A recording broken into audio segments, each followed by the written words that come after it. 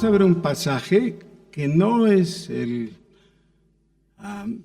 la base de nuestro sermón, pero sí que debemos considerar, que se encuentra en el capítulo 13 de Apocalipsis. Apocalipsis capítulo 13. Tal vez los que tienen la Reina Valera se extrañen, pero voy a leer la mejor traducción. Se paró sobre la arena del mar y vi subir del mar una bestia que tenía 7 cabezas y 10 cuernos, y en sus cuernos 10 diademas, y sobre sus cabezas un nombre blasfemo. Y la bestia que vi era semejante a...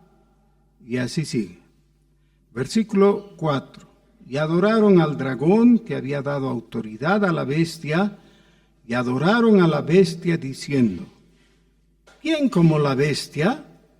¿Y quién podrá luchar contra ella?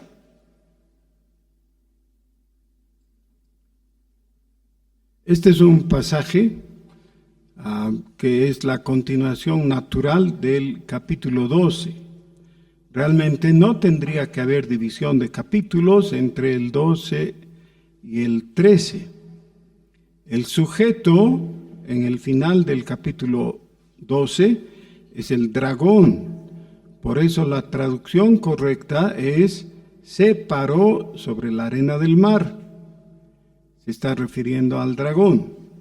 Pero inmediatamente cambia de sujeto y va a la primera persona del singular.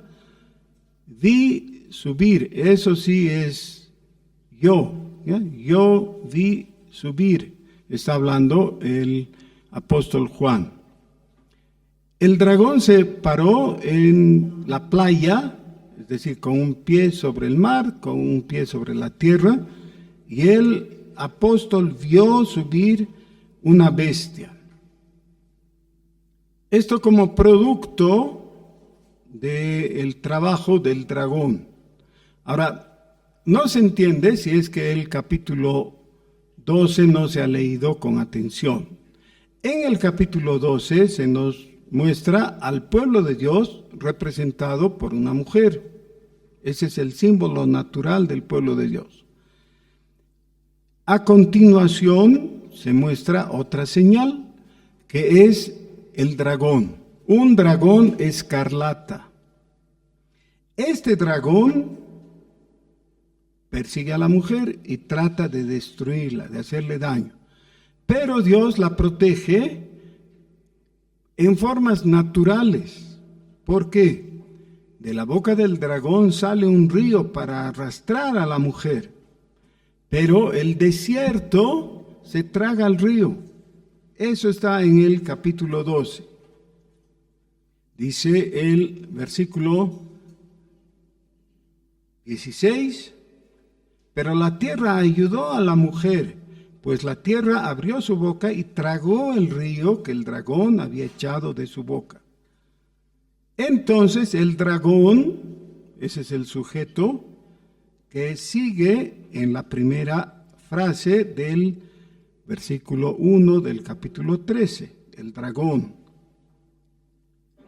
Esto muestra que la política tiene mucho que ver con la obra del dragón. Eso también está enseñado por el Señor Jesús en el Evangelio de Juan, cuando dice que el enemigo, el diablo, es el Dios de este mundo. No es el Dios realmente en el sentido que usamos normalmente la palabra, sino en el sentido de que se hace con el poder. La política tiene que ver sustancialmente con el ansia de poder. La política describe el juego que hay entre diferentes factores para que alguien se quede con el poder. El deseo de mucha gente es tener poder. Luchan por eso, y los bolivianos bien sabemos cuán importante es en nuestro país, en nuestra historia, esa lucha por el poder. La bestia del capítulo 13 sale del mar. Pero a continuación, un poco más adelante, en este mismo capítulo 13, hay una bestia que sale de la tierra, que es el falso profeta. Se puede entender todo este panorama sombrío de luchas espirituales, agentes espirituales que proyectan su sombra sobre lo que nosotros consideramos es la realidad, es decir, la realidad en que vivimos. ¿Se puede entender así? ¿Y cómo o qué tenemos que hacer para entender? ¿Qué debemos leer? Bueno, justamente para eso tenemos los libros históricos del Antiguo Testamento. Hemos visto ya en el primer libro de Samuel un poquito de la historia. Terminando la época de los jueces, dice que había anarquía en el pueblo de Israel. Esa anarquía está descrita con una frase muy significativa. Dice, cada cual hacía lo que quería. No había orden, no había autoridad, sobre todo no había autoridad moral. Y entonces Dios visita a su pueblo visitando a una mujer que había orado. ¿Cómo se llamaba ella? Ana. Ana oró pidiendo un hijo y Dios la escuchó y le dio un hijo. Y este hijo fue entregado, muy jovencito, siendo niño en realidad, al cuidado del profeta Samuel, del sacerdote Elí. El niño era el que después llegó a ser el profeta Samuel. Y aprendió el oficio sacerdotal. Ahora, todo esto en medio de una situación desgraciada, en el sentido propio de la palabra. Los israelitas estaban siendo oprimidos por los filisteos. Hasta que llega el momento en que dicen, vamos a hacer algo drástico para vencer a los filisteos. Vamos a llevar el arca de la alianza al campo de batalla. Y cuando los filisteos saben eso, oyen que el arca del pacto de Israel había llegado al campo donde se iba a producir la batalla, se asustan mucho.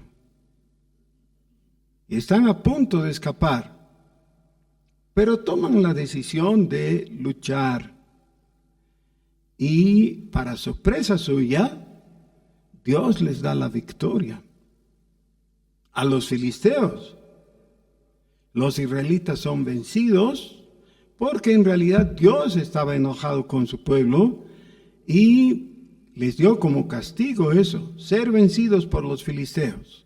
Y la cosa fue grave porque los filisteos tomaron el arca y se la llevaron.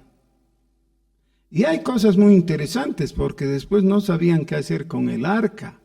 El arca era una molestia. La llevaron al templo del dios Dagón, que era su dios. Y ahí el dios amaneció de bruces, es decir, esa estatua, ¿no? Sin cabeza y sin manos. Entonces dijeron, aquí no nos conviene. La mandaron a otra ciudad filistea y ocurrió lo mismo hasta que dijeron, llévense esta arca, no nos trae ningún beneficio. Y hay toda una historia de cómo era difícil en términos prácticos que el arca volviera otra vez hasta Israel.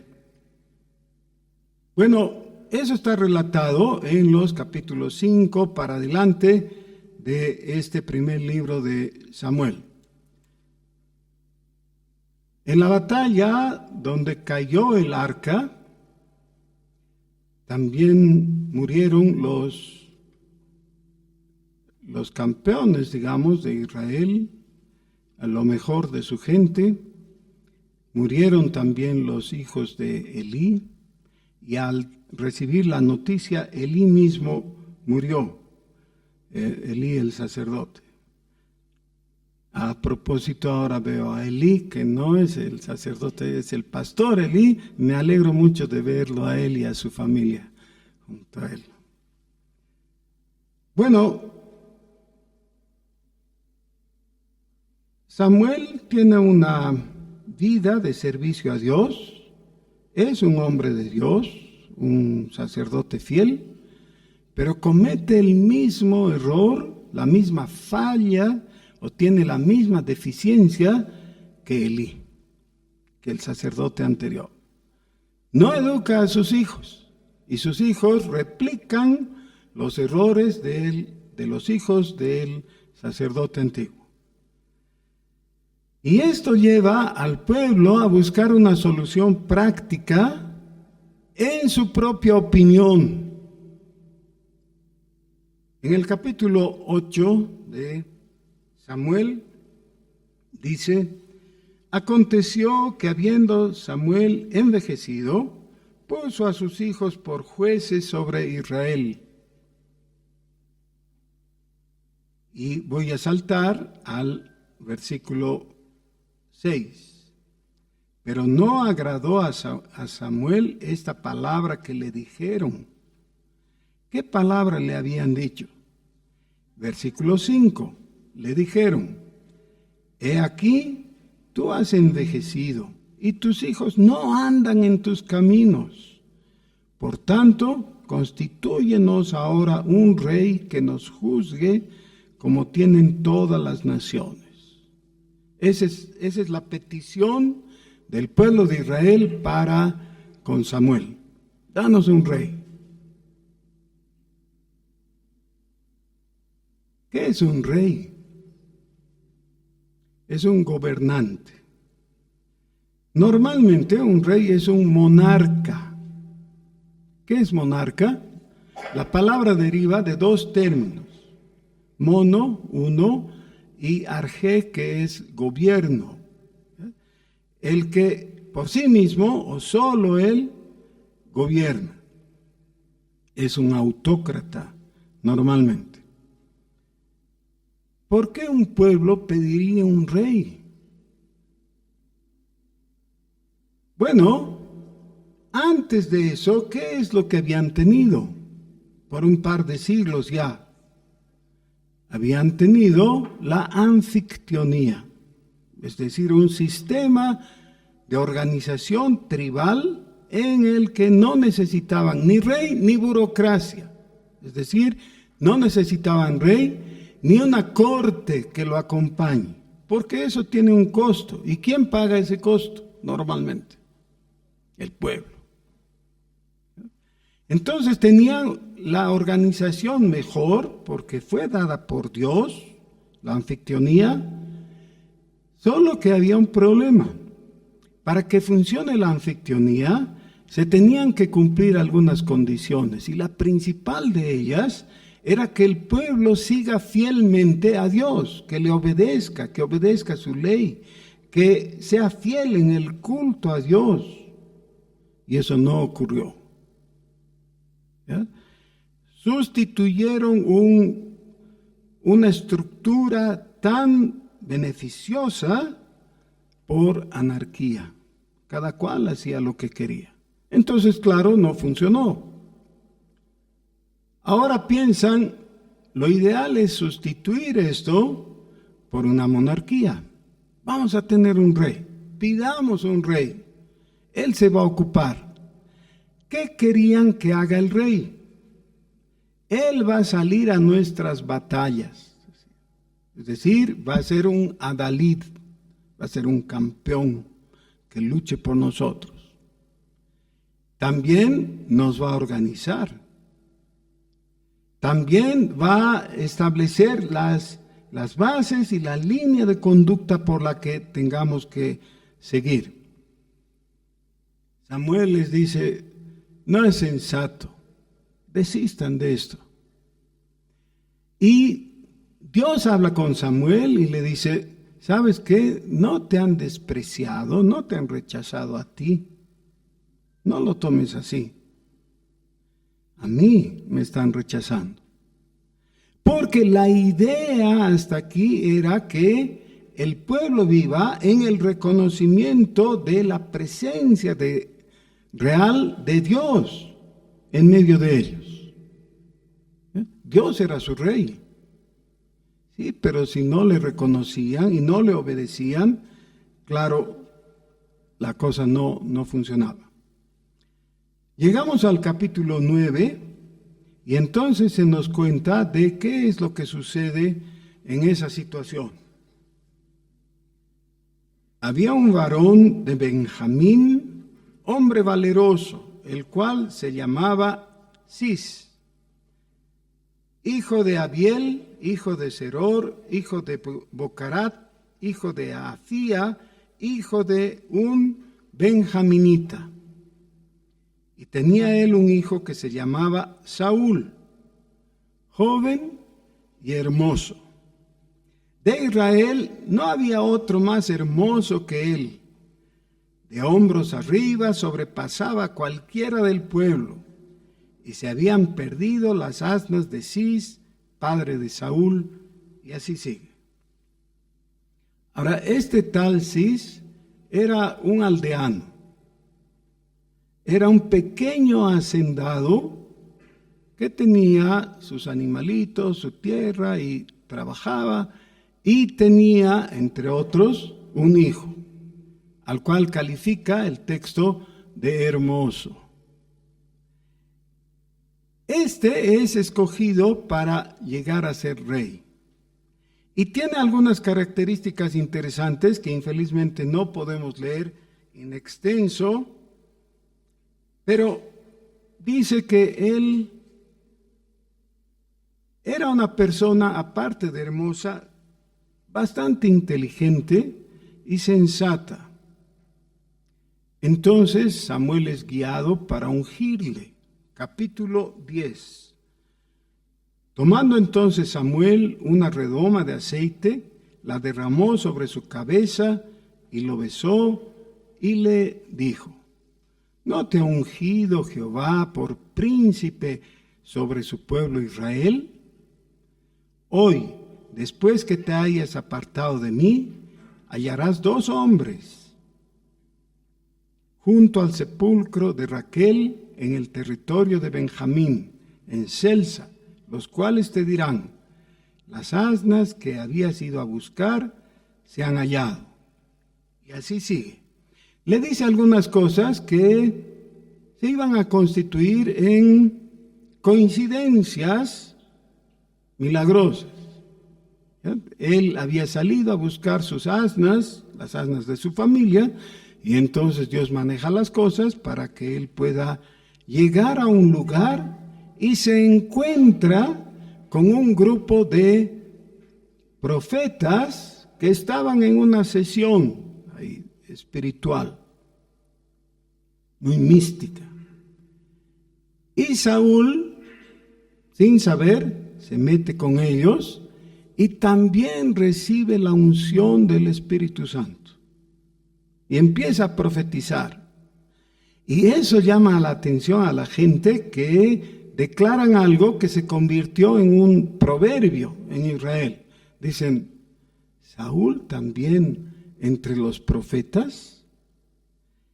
Y entonces tenemos una persona que ha sido ungida por el profeta Samuel y que además ha estado en contacto con los otros profetas en una situación favorable a él porque ha recibido de alguna manera un toque del Espíritu Santo.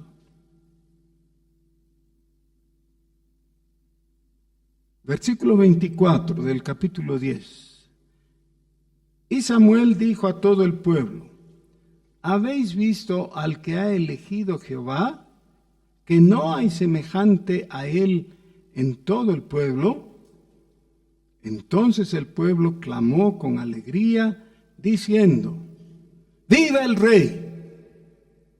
Eso es. Qué bien, se alegran. En el capítulo 11 tenemos el relato de la primera batalla en que Saúl tiene que intervenir como rey, como campeón, y es contra los amonitas. Y entonces Dios le da la victoria y el asunto sale bien. Saúl tenía un problemita, era inseguro. Y su inseguridad personal se va transformando en paranoia. Es decir, ¿qué es la paranoia? Es el problema de la gente que ve hostilidad en los demás cuando a veces no existe, es ficticia.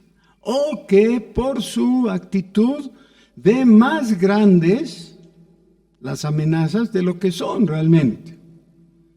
Y cuando hay alguien que no está de acuerdo con él, no puede ver simplemente que es un desacuerdo y cree que es un ataque personal, ¿no? Esa es la situación de Saúl, ¿ya? Saúl comienza su gobierno, su reinado, con inseguridad, pero va desarrollando a través de eso y para cubrirse una corte de lo que vulgarmente se llamaría tirasacos, ¿no? Miren, los israelitas no estaban acostumbrados a tener una corte, no habían nobles en el verdadero sentido de la palabra. Era gente nomás que se fue acomodando, algunos que le seguían el juego al rey. Y claro, el problema de rodearse de personas sin criterio, que diga lo que diga el rey, le van a decir está bien, es que no son personas firmes. No son personas confiables. Así siguió la vida y el gobierno de Saúl, hasta que surgió de nuevo la enemistad contra los filisteos. Es muy interesante porque los filisteos llegaron a la tierra de Canaán un poquito después que los israelitas. ¿Ya? Los filisteos no eran naturales de la tierra de Israel, de la tierra de Canaán. Vinieron del mar. Eran muy posiblemente de raíces griegas y especialmente cretenses. Y eran personas que manejaban muy bien el hierro. Así que eran constructores de armas y eran disciplinados. Así que eran enemigos difíciles para los israelitas, que eran más agricultores y todo eso. La guerra contra los filisteos siempre era difícil para los israelitas, que aunque eran mayores en número y más antiguos en la tierra de Canaán, no podían combatir con facilidad contra los filisteos.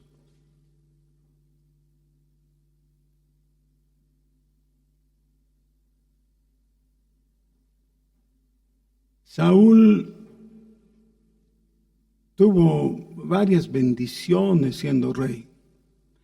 Una de ellas fue que tuvo un hijo que era un gran guerrero. Su nombre era Jonatán. Y era el tipo de hijo del que un hombre estaría muy orgulloso y feliz de tenerle. Pero ¿saben qué? Los celos, la paranoia de Saúl llegó a tal punto que estuvo dispuesto a matar a su hijo cuando creyó que su hijo le estaba traicionando. No tuvo empacho en hacerlo. ¿Por qué estamos recordando todo esto de la historia de Saúl? Porque yo quiero incentivarles, queridos hermanos, a que ustedes lean los libros históricos del Antiguo Testamento, porque vamos a encontrar que muchas cosas son muy parecidas a lo que nosotros vivimos en nuestros días. El mismo juego político, las mismas inseguridades, las mismas ilusiones que caen por tierra y todo eso. Si es que no han leído todavía, seguramente algunos de ustedes se preguntan, bueno, y al fin de cuentas, ¿cómo le fue a Saúl? ¿Cómo le fue? Le fue mal. Comenzó abajo siendo un campesino, fue exaltado hasta llegar a ser rey y cometió ciertos errores que tendría que haber evitado, pero cometió uno tras otro. Errores propios de la política, causados por ese deseo de acumular poder y quedarse con ese poder, quién sabe hasta cuándo, porque aún sus hijos le resultaban ahí a motivo de dudas y de preocupación.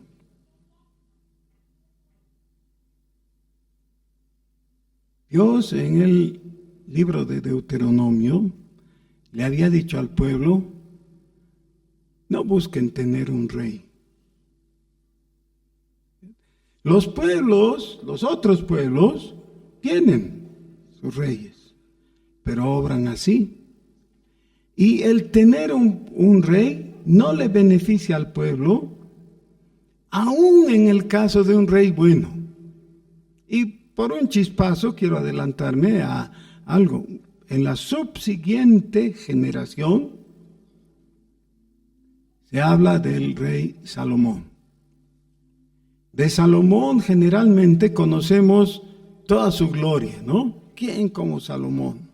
Es mencionado en la Biblia como un rey glorioso. Y tuvo de una manera desproporcionada no solamente gloria, sino sabiduría y poder. Su reino pequeño que recibió de su padre David se extendió desde el Nilo hasta el Éufrates, cumpliendo las promesas que Dios le había hecho a Abraham. Tenía todo para que le vaya bien. Y falló. Por las mismas razones, guardando ciertas diferencias personales, pero por las mismas razones que Saúl. Eso necesariamente nos debe llevar a reflexionar.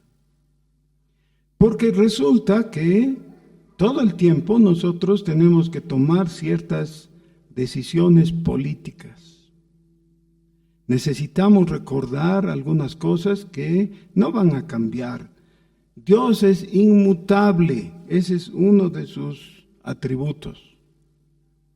Sus leyes son inmutables y sus mandamientos. Los testimonios que Él da de sí mismo muestran que es santo y que los requerimientos que tiene para con el hombre permanecen. Así están. Así que de vez en cuando necesitamos hacer un ejercicio, que es salir de nuestros zapatos y ponernos en las sandalias de Saúl y de David y de Salomón y de diferentes personas que tuvieron que enfrentar realidades y requerimientos de la vida muy prácticos. ¿Qué es lo que vas a decidir? ¿Por qué vas a optar? ¿Por qué vas a conducir tu vida de tal o de cual forma? ¿Por qué? De vez en cuando las personas optan por el camino del pragmatismo. Esto significa que escogen probar. Si sale bien, dicen, está bien. El problema del pragmatismo es que desatiende la moral. La pregunta de si está bien o no lo está, ya no interviene, no importa. Pero ¿y qué dice Dios? ¿Qué importa? Si funciona, esto es lo que quiero. Esa es la óptica pragmática. Saúl era pragmático en forma extrema. La próxima vez, en el próximo sermón, vamos a ver algunos detalles del declive, de la decadencia y el triste final que experimentó Saúl en su vida, en su reinado, en su gobierno. Volvamos a Apocalipsis, por favor.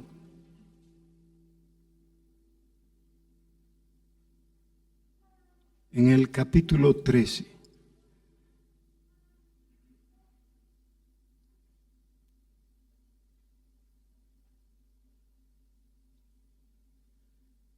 Versículo 2. La bestia que vi era semejante a un leopardo, y sus pies como de oso, y su boca como boca de león, y el dragón le dio su poder, y su trono, y grande autoridad. Vi una de sus cabezas como herida de muerte, pero su herida mortal fue sanada, y se maravilló toda la tierra en pos de la bestia. Y adoraron al dragón, que había dado autoridad a la bestia, y adoraron a la bestia diciendo: ¿quién como la bestia? ¿Y quién podrá luchar contra ella? También se le dio boca que hablaba grandes cosas y blasfemias, y se le dio autoridad para actuar 42 meses. Y abrió su boca en blasfemias contra Dios, para blasfemar de su nombre, de su tabernáculo y de los que moran en el cielo. Y aquí viene un versículo que es asombroso, especialmente para nosotros. Versículo 7. Y se le permitió hacer guerra contra los santos y vencerlos. También se le dio autoridad sobre toda tribu, pueblo, lengua y nación. Y la adoraron todos los moradores de la tierra, cuyos nombres no estaban escritos en el libro de la vida del Cordero que fue inmolado desde el principio del mundo. Si alguno tiene oído, oiga. A no ser que hayas estudiado este pasaje de antemano, seguro que en una lectura te quedan varios cabos sueltos, ¿no? ¿Qué es esto? ¿Qué significa? ¿Qué dice este pasaje? Hagamos una prueba. Pregúntale al hermano que tienes al lado. ¿Qué dice este pasaje? ¿Qué va a pasar? ¿Qué ocurre?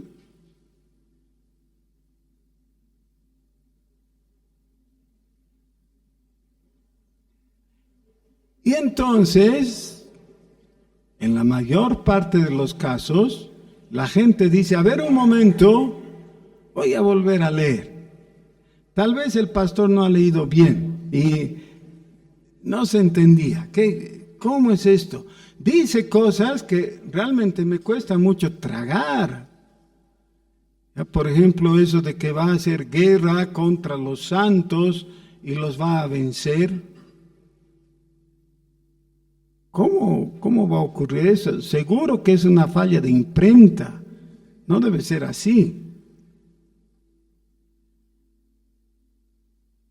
Normalmente, los que tratan de observar la política y hacen premoniciones, se equivocan. Porque si hay algo impredecible, es el juego político. Siempre quedamos sorprendidos de el curso que sigue el juego político. No sabemos. Pero, como les dije antes, no debería haber una separación entre el capítulo 12 y el 13, porque es la continuación natural. En el capítulo 12 se habla del rencor que tiene el dragón contra Dios y contra la humanidad en general. Y el deseo que tiene el dragón de perseguir al pueblo de Dios. En su deseo por perseguirlo, utiliza varias cosas, varios elementos. Ahora estoy en el capítulo 12, ¿no? Pero uno de esos elementos es la cultura. La cultura trata de ahogar de parte del dragón al pueblo de Dios. ¿Y qué canales utiliza el dragón para asfixiar al pueblo de Dios con esos elementos culturales? Bueno, todo lo que está a nuestra disposición, que creemos que son ventajas que nos da el mundo, pero son los medios que naturalmente podemos ver. La televisión y la radio y los aparatitos y la música, el cine, todo eso nos da un caudal de información y de dirección que es potable si es que no miramos con atención. Debiéramos tener una actitud crítica respecto a eso y darnos cuenta que no todo es bueno, que en medio de todo eso tan vistoso y tan atractivo, hay cosas malignas. Entonces se llega al punto en que alguien, un predicador, por ejemplo, dice, bueno, el televisor es la caja del diablo. ¿Se acuerdan? Había un predicador antiguo que decía eso, ¿no? El televisor es la caja del diablo. Hasta que se dio cuenta que también podría ser un instrumento para el evangelio y compró una cadena de televisores, ¿no? de plantas, de emisoras. No, ese no es el asunto. El asunto es que nosotros podamos tener esa actitud crítica frente a todo lo que el mundo propone. Porque ¿cómo libra la tierra al pueblo de Dios? Es decir, la mujer en el símbolo. ¿Cómo? Se traga el agua del río. Ahí está. Hermanos, es muy triste que a veces en hogares cristianos dicen, no, para no pelear, no vamos a hablar de política, de fútbol, ni de religión para llevarnos bien. Sí, bueno, pero si no vamos a hablar de eso, quiere decir que nuestra paz es muy superficial, que no somos capaces de compartir ideas con libertad y en amor. ¿No somos capaces? Pues debiéramos ser. Porque el espíritu crítico al que me refiero tiene que munirnos de la paciencia y tolerancia como para intercambiar ideas, poder hablar entre unos y otros de nuestras diferentes opciones. Pero en medio de eso necesitamos recordar, no podemos hacernos fanáticos de esos elementos y factores del mundo que son transitorios. Cuando yo era joven, he conocido personas que han muerto por una causa política, por defender, por propugnar a un partido político que ahora ni existe. Dar la vida por algo tan efímero. Hay personas que están dispuestas a pagar cualquier precio con tal de entrar a ver el show de un cierto artista. Después de unos años dicen, pero qué desafinado que era, ¿no? Sí, porque pasó la moda, pasó el entusiasmo. Todo lo que el mundo te puede ofrecer es efímero y es mediocre. Nada puede igualar lo que tú tienes. las glorias de Cristo. Así que no puedes hacerte fanático de las cosas temporales, porque son seculares. Necesitas poner tu adhesión en el único que merece esa adhesión, que es Jesucristo. ¿Y por qué merece esa adhesión? Por una razón sencillísima. Hay muchas más, pero por una ya es suficiente. Él dio su vida por ti. Él dio su vida por ti. Es inevitable que la gente adore a la bestia. Satanás ha ido puliendo sus métodos, sus estrategias, hasta llegar a este punto de proponer a alguien irresistible. Miren las palabras que dice la gente. ¿Quién como la bestia? ¿Y quién puede luchar contra ella? Significa, es invencible, mejor me voy a unir a ella. No puedo resistirle. La bestia abrió su boca en blasfemias contra Dios. Si te adhieres a la bestia, inevitablemente, antes que te des cuenta, vas a estar coreando las blasfemias contra Dios. ¿Quiénes adoraron a la bestia?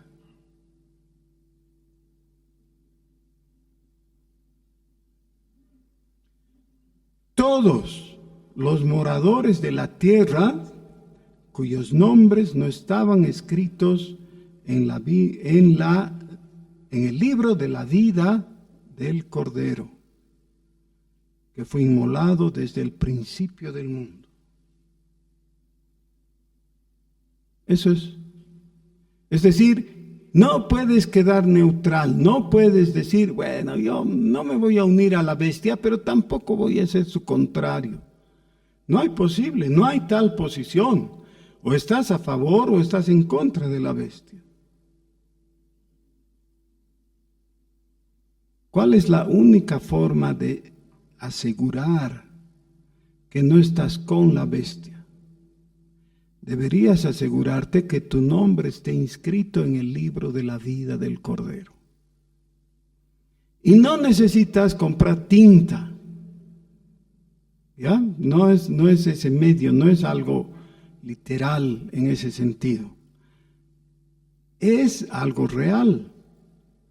Cuando la persona se convierte a Jesucristo, cree en Él como Señor y Salvador y vuelca su corazón a Él en adoración, reconociéndole como su Rey, entonces, no en una forma mágica, pero en una forma muy real, su nombre es inscrito en el libro de la vida. Lo mismo está descrito en una forma más sencilla, como cuando Pablo le responde al carcelero de Filipos y le dice, cree en el Señor Jesucristo y serás salvo, tú y tu casa. Cree en el Señor Jesucristo. Toda causa política es causa temporal, es causa mundana. Puedes tener tus convicciones políticas, eso no es pecado.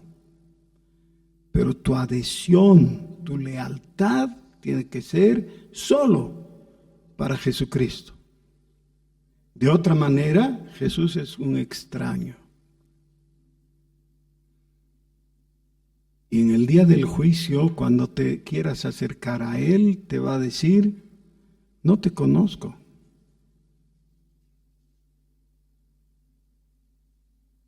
Aléjate de mí, hacedor de maldad.